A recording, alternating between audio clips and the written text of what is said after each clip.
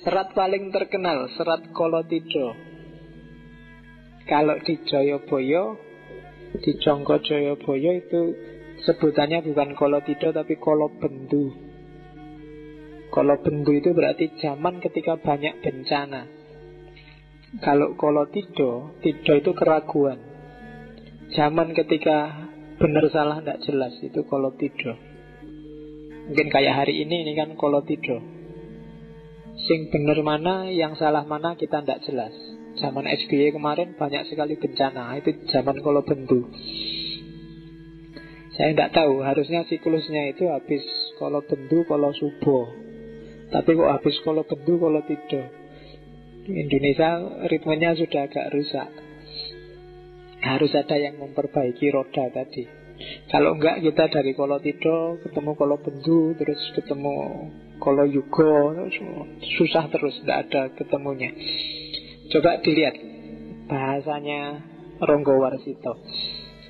Ratune Ratu Utama, patihe Patih Linuwe, Pranayaka Tyas Raharja, panekare becik-becik parandine tan dadi paliasing Kolobendu.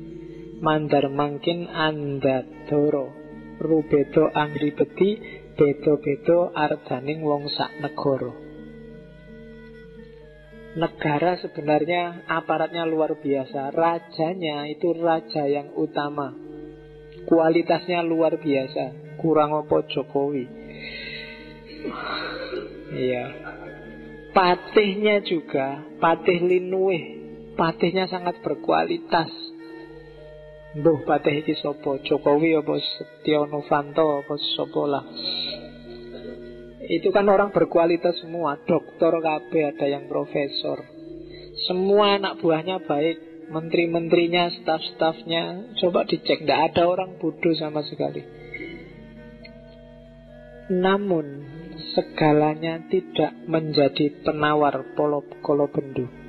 Adanya mereka yang dahsyat semua itu tidak jadi sebab hilangnya segala kerumitan. Bahkan semakin berkembang, bahkan jadi sumber masalah. Karena kadang-kadang wong pinter itu bisa jadi sumber solusi, sok-sok juga jadi sumber masalah. Kalau nggak percaya, coba kamu punya organisasi terus rapat. Kalau pengurus organisasi pinter semua, rapatnya mesti suwi. Semua usul nggak selesai-selesai. Akhirnya keputusannya rapat ditunda untuk rapat berikutnya. Jadi rapat lama-lama kesimpulannya untuk rapat lagi. Kadang-kadang enak sing bodoh-bodoh ngono wae diajak apa wae manut. Gini ya. Iya, pinter ki malah nyusai. Kerepotan-kerepotan makin menjadi lain orang, lain perilaku anggarannya. Yang mahasiswa punya anggarannya sendiri, yang dosen punya angkara murkanya sendiri, yang buruh punya angkara murkanya sendiri. Jadi kejahatan ada levelnya sendiri-sendiri. Kejahatan level menteri, kejahatan level ketua DPR, kejahatan level wapres, kejahatan level mahasiswa. Semua punya gaya sendiri untuk angkara murka. Itu zaman Kolotida. Dan ini yang bikin sumpek Ranggawarsita. Zaman dia, ketika dia tadi dipepet habis-habisan oleh Pakubuwono IX. Kata dia, amenangi zaman edan, ewuh hoyo ing pambudi. Melu edan nora tahan, yentan melu anglakoni, boya kaduman melik. Kaliren wekasanipun, dilalah karsa Allah, beja-bejane wong kang lali, luwih bejo kang eling lan waspada. Ini bait yang paling terkenal dari Ranggawarsita. Mengalami zaman edan memang serba repot. Ikut edan tidak sanggup. Kalau tidak ikut, tidak mendapat apapun juga. Bahkan bisa kelaparan. Namun sudah menjadi kehendak Tuhan. Betapapun untungnya, bagaimanapun beruntung orang yang lupa, lebih beruntung orang yang senantiasa ingat dan waspada. Ini pujangga yang bisa kayak gini. Kalau kita agak susah. Kalau kita nggak korupsi karena nggak ada kesempatannya. Ya. Jadi Ronggo Warsito mengeluh, zaman edan, kalau saya ndak ikut edan, ndak kebagian apa-apa. Tapi kalau saya ikut edan, nggak tahan aku. Kalau aku ndak korupsi, terkucil aku. Tapi nek aku korupsi, ndak kuat. Kalau kita kan nggak. Kalau kita nggak korupsi, terkucil aku karena nggak ada kesempatannya. Kalau dapat kesempatan, ngalah-ngalahi yang kemarin korupsi. Jadi zaman edan bagi orang baik-baik pakai bait ini. Bagi para pujangga yang jernih, dia pakai bait ini. Saya tidak tahu kalian layak nggak pakai bait ini. Karena biasanya ganjelannya yang bagian itu tadi, melu edan ora tahan. Ya kan, opo yo kalau kalian ikut edan tidak tahan. Jangan-jangan DNA-nya sudah DNA edan. Ketika tidak edan kamu nggak kuat. Harus edan. Karena kalau para pujangga alasannya ndak kuat aku. Jadi ya iso wae dia ikut edan, tapi ndak kuat saya edan. Tapi kalau ndak ikut kok ya ndak dapat jatah apa-apa, terpinggirkan. Tapi sudahlah, ikut sesuai kehendaknya Allah. Karena sesuai kehendaknya Allah itu seuntung apapun orang yang edan, pasti lebih untung orang yang ingat dan waspada. Itu penjelasannya panjang lebar, di banyak buku ada. Kontekstualkan dengan hidupmu sehari-hari. Jadi seenak-enaknya kamu nakal ngedan, lebih enak kalau kamu ingat dan waspada. Oke, terus ini nasihatnya. Gimana sih kalau di zaman edan itu? Ini sebenarnya bukan terusannya, tak potong-potong baitnya, tak ambil yang pas. Sakadare linakonan mung tumindak moro ati anggretan dadi perkara. Karono riwayat muni ikhtiariku yekti pamilihing reh rahayu sinambi budidaya kanthi awas lan eling kanthi kaesti antuo parmaning sukma. Lah terus kalau zaman rusak kayak gini kita harus gimana? Diem aja, pasif, ngelawan juga mesti kalah, kita kalah power. Katanya Ronggo Warsito, ya sudahlah, jalani saja sekedarnya, saisamu, sak mampumu. Sekedar menghibur hati, menjalankan tanggung jawab, asal tidak menimbulkan persoalan. Lakukan aja sejauh yang jadi tugasmu. Jangan aneh-aneh. Karena ada riwayat mengatakan ikhtiar itu wajib. Jangan diem aja, kamu juga harus kerja. Yang PNS, yang mahasiswa, apalagi mahasiswa negeri, kalau dipikir-pikir kan mahasiswa negeri itu disubsidi oleh pemerintah. Subsidi pemerintah itu dari pajaknya rakyat sengsara, dan itu sudah mungkin dikorupsi di mana-mana, dipotong, disunati di mana-mana. Kita ada dalam sistem yang rusak inilah. Terus piye? Apa ndak kuliah aja? Apa ndak usah kerja aja? Susah aku ndak boleh jadi dosen aja misalnya. Terus mau ngapain? Katanya Ronggo Warsito, ya sudahlah, jalani aja kewajibanmu apa adanya, asal jangan bikin yang aneh-aneh yang nambah persoalan.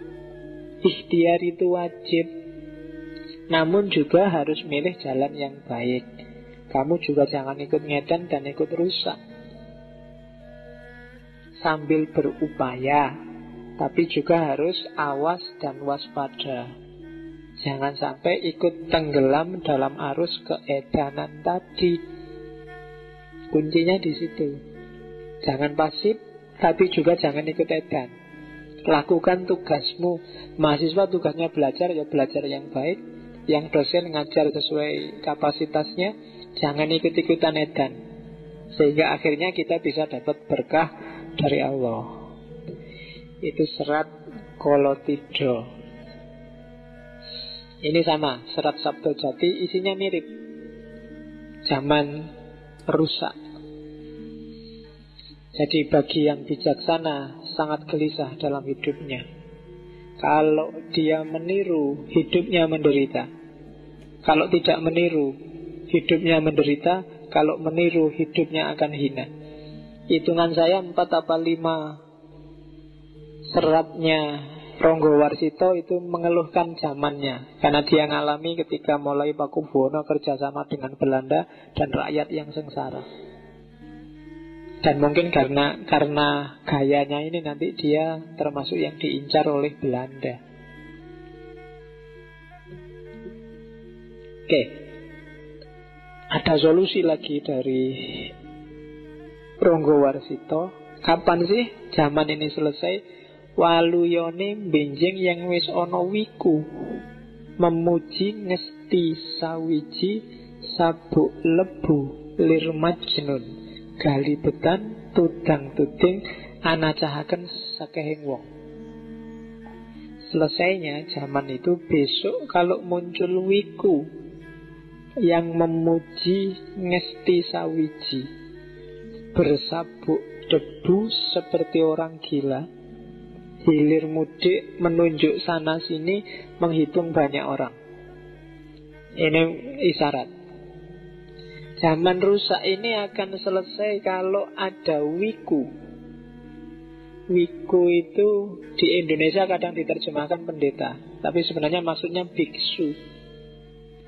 Biksu itu secara letterlek artinya orang yang sudah tidak terikat lagi sama dunia. Biksu itu kan pakaiannya aja kuning-kuning, dia tidak pernah memperhatikan bajunya ganti merek apa, fashion show apa, enggak. Dia bajunya kayak gitu terus. Dunia nggak menarik lagi. Makan juga dari minta-minta, dikasih orang, dan kadang-kadang campur gitu. Mungkin yang dari sini ngasih rawon, tiba-tiba di sana ngasih pecel, yang di sana itu bisa campur jadi satu, dan bagi dia nggak masalah. Karena dunia sudah dia nggak jatuh cinta lagi sama dunia. Itu wiku. Jadi zaman rusak ini akan selesai kalau besok sudah ada pemimpin yang tidak silau oleh dunia. Pemimpin Satrio Pinandito. Jadi satria yang pendeta, yang biksu,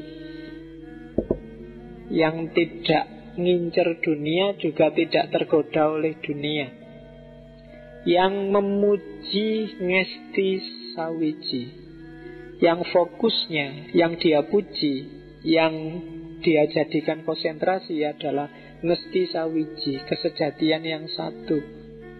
Yang dia takuti, yang dia gandoli hanya Tuhan, hanya Allah, bukan yang lain.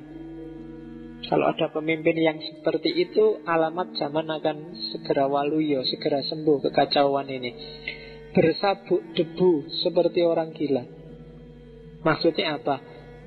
Karena dunia tidak lagi bikin dia tertarik, maka dia kayak orang bersabuk debu. Jadi tidak wow, jadi tidak, sangat sederhana. Jadi orang ini kadang-kadang disebut seperti orang gila. Jadi harusnya presiden itu jas-jasan, pakai dasi, wangi-wangian, gayanya kayak orang kaya, pesawatnya, mobilnya merek apa, tapi dia sudah nggak kepincut sama itu semua. Sederhana. Dia orang yang sudah tersadarkan, tercerahkan, makom spiritualnya tinggi. Hilir mudik menunjuk sana sini, menghitung banyak orang. Cuma jangan kaget, orang ini akan memanaskan telingamu. Orang ini akan sering bikin kamu kaget, karena dia tidak takut apapun. Kalau benar dia bilang benar, kalau salah dia bilang salah. Kebenaran itu sering menyakitkan. Maka dia disebut hilir mudik, menunjuk sana sini, menghitung banyak orang. Jadi dia, dunia di level apapun tidak bikin dia tertarik, tidak bikin dia kepincut, sehingga dia sangat berani. Yang benar dia omong benar, yang salah dia omong salah. Dan itu menyakitkan telinga. Dianggap orang gila. Jadi katanya Ronggowarsito, besok kalau ada wiku memuji ngesti sawiji, sabuk lebu lir majnun, galibetan tudang tuding, anacahaken sakehing wong, maka berharaplah zaman akan segera cerah lagi.